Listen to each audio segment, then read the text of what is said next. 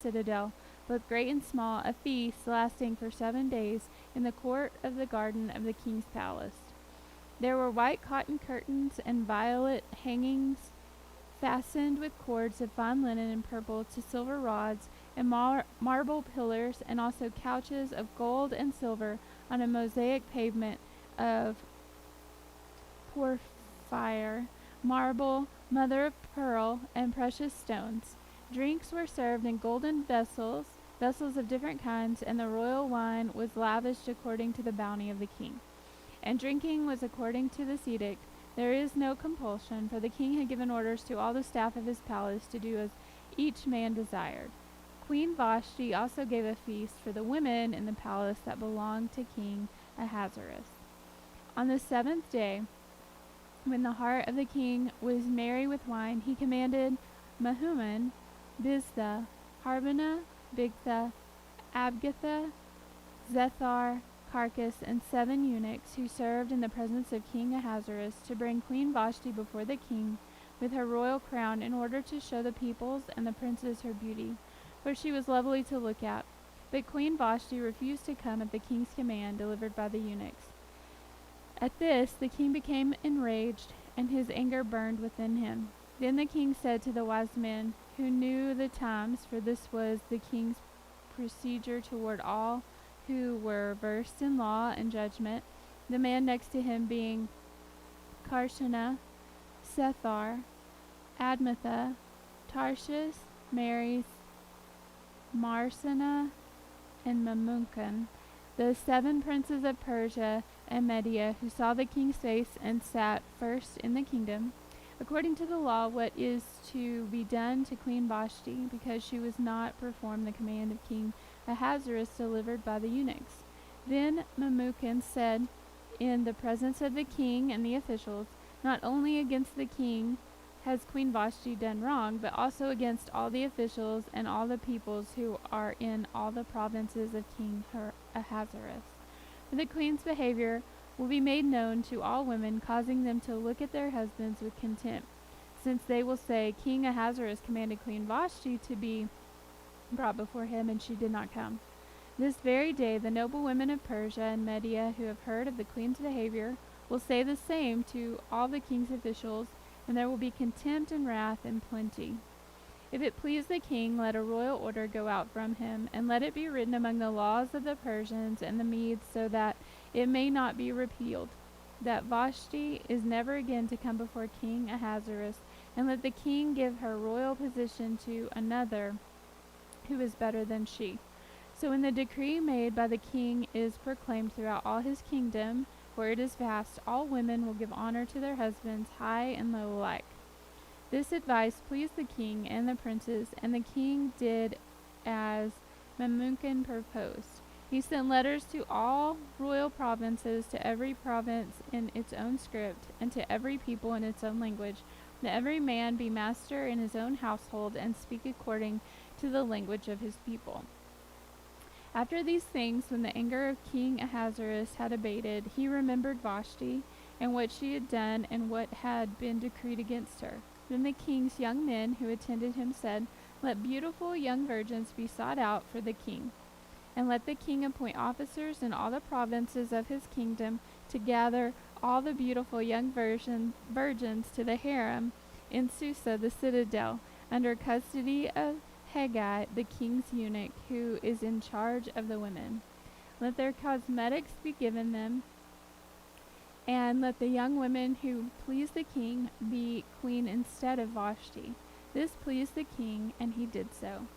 Now there was a Jew in Susa, the citadel, whose name was Mordecai, the son of Jair, son of Shimei, son of Kish, a Benjamite, who had been carried away from Jerusalem among the captives, carried away with Jeconiah, king of Judah, whom Nebuchadnezzar, king of Babylon, had carried away.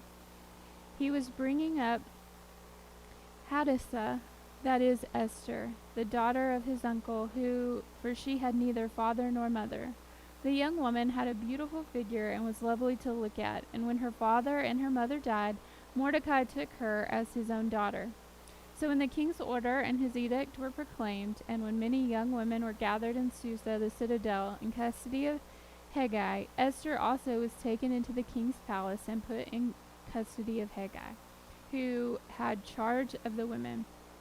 And the young women pleased him and won his favor, and he quickly provided her with her cosmetics and her portion of food, and with 7 chosen young women from the king's palace, and advanced her and her young women to the best place in the harem.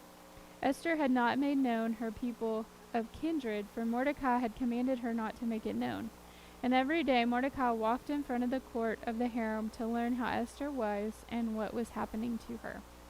Now when the turn came for each young woman to go into King Ahasuerus, after being 12 months under the regulations for the women, since this was the regular period of their beautifying, 6 months with oil of myrrh, and 6 months with spices and ointments for women. When the young woman went into the king in this way, she was given whatever she desired to take with her from the harem to the king's palace.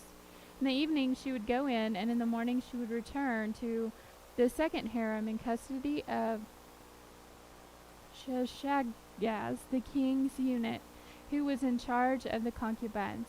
She could not go in to the king again unless the king delighted in her, and she was summoned by name.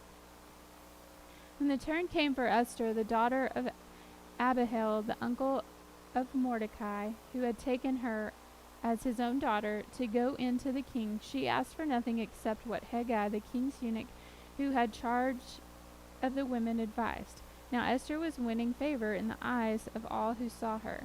And when Esther was taken to King Ahasuerus into his royal palace in the 10th month, which is the month of Tebeth, in the 7th year of his reign, the king loved Esther more than all of the other women, and she won grace and favor in his sight more than all the virgins, so that he set the royal crown on her head and made her queen instead of Vashti. Then the king gave a great feast for all his officials and servants. It was Esther's feast. He also granted a remission of taxes to the provinces and gave gifts with royal generosity.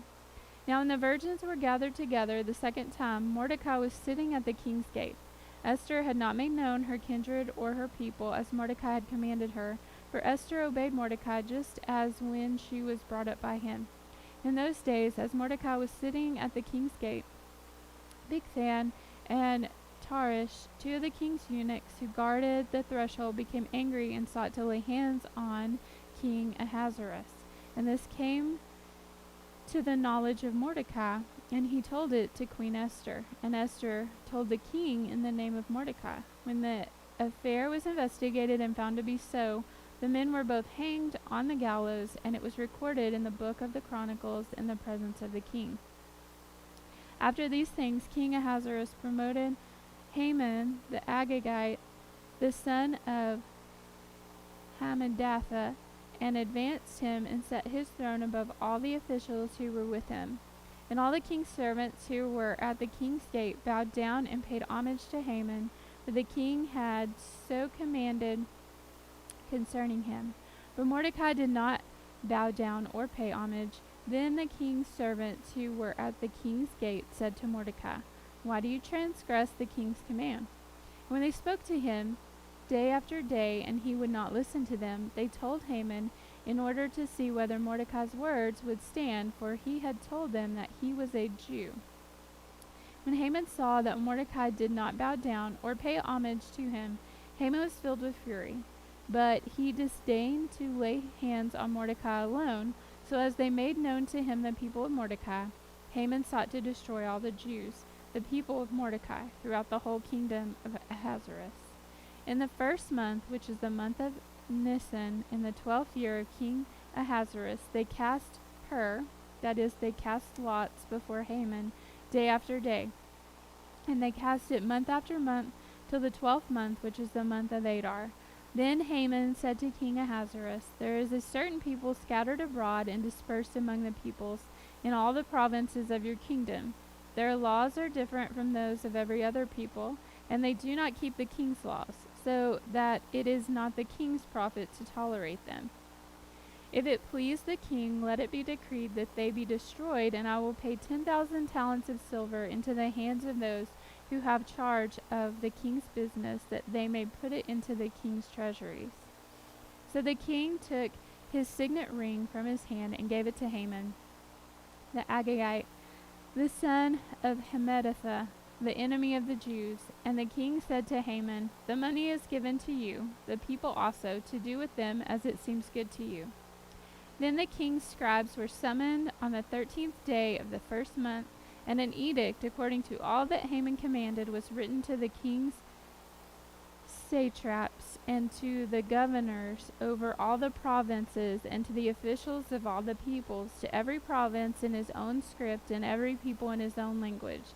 It was written in the name of King Ahasuerus and sealed with the king's signet ring. Letters were sent by couriers to all the king's provinces with instructions to destroy, to kill, and to annihilate all Jews, young and old, women and children. And one day, the 13th day of the 12th month, which is the month of Adar, and to plunder their goods. A copy of the document was to be issued as a decree in every province by proclamation to all the peoples, to be ready for that day. The couriers went out hurriedly in order of the king, and the decree was issued in Susa the citadel, and the king and Haman sat down to drink, but the city of Susa was thrown into confusion.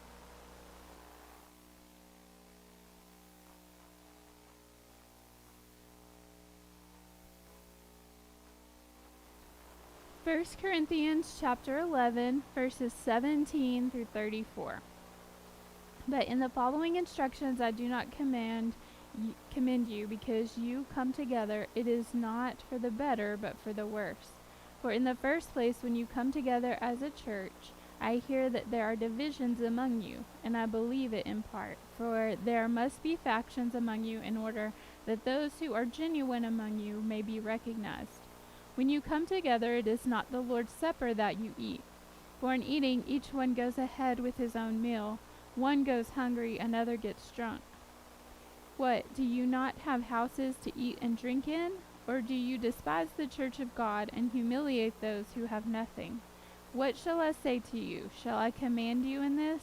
No, I will not. For I received from the Lord what I also delivered to you, that the Lord Jesus, on the night when he was betrayed, took bread, and when he had given thanks, he broke it, and said, "This is my body, which is for you. Do this in remembrance of me." In the same way, he also took the cup after supper, saying, "This cup is the new covenant in my blood. Do this as often as you drink it in remembrance of me. For as often as you eat this bread and drink the cup, you proclaim the Lord's death until he comes. Whoever therefore eats the bread or drinks the cup of the Lord in an unworthy manner will be guilty concerning the body and blood of the Lord. Let a person examine himself, then, and so eat the bread and drink of the cup. For anyone who eats and drinks without discerning the body eats and drinks judgment on himself. That is why many of you are weak and ill, and some have died. But if we judged ourselves truly, we would not be judged. But when we are judged by the Lord, we are disciplined, so that we may not be condemned along with the world. So then, my brothers, when you come together to eat, wait for one another. If anyone is hungry, let him eat at home, so that when you come together, it will not be for judgment. About the other things, I will give directions when I come.